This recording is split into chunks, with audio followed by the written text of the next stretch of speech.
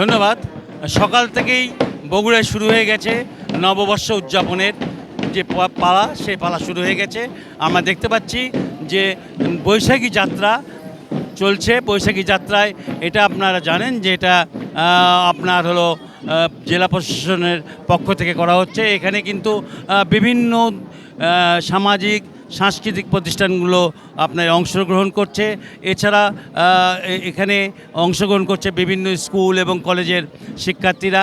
আপনারা জানেন যে পয়লা বৈশাখকে প্রতি বছরই বরণ করা হয় বাংলাদেশের সর্বত্র, বগুড়াও এর ব্যতিক্রম নয়।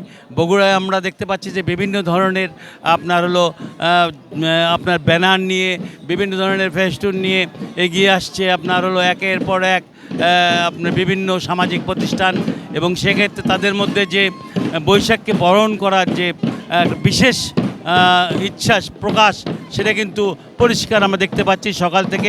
সকালে অনেকগুলো প্রোগ্রাম হয়ে গেছে।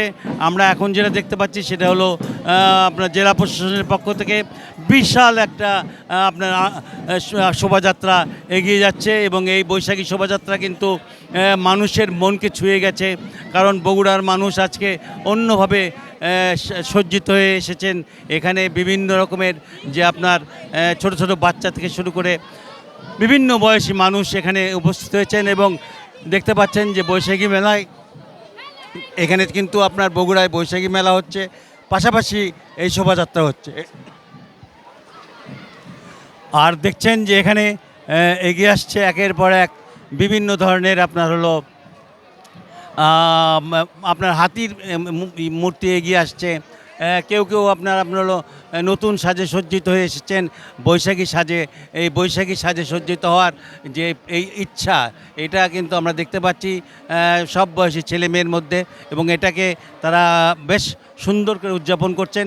এই বিশাল র্যালিটি কিন্তু আস্তে আস্তে শহর প্রদক্ষিণ করবে, এবং শহর প্রদক্ষিণ করে এক সময় এসে আবার শেষ হবে সাত মাথাতে, এবং সেখানে আপনার হলো তারা আপনার বৈশাখী এই উদযাপনটাকে মানে নিজেদের মতন করেই উদযাপন করবে। এরপরে কিন্তু বৈশাখী মেলার যে আপনার আছে, সেই বৈশাখী মেলাও তারা যাবেন, এবং সেখানেও কিন্তু তারা বৈশাখী মেলাকেও উদযাপন করবেন। বগুড়া থেকে মোটামুটি এই ছিল আমার কাছে সর্বশেষ।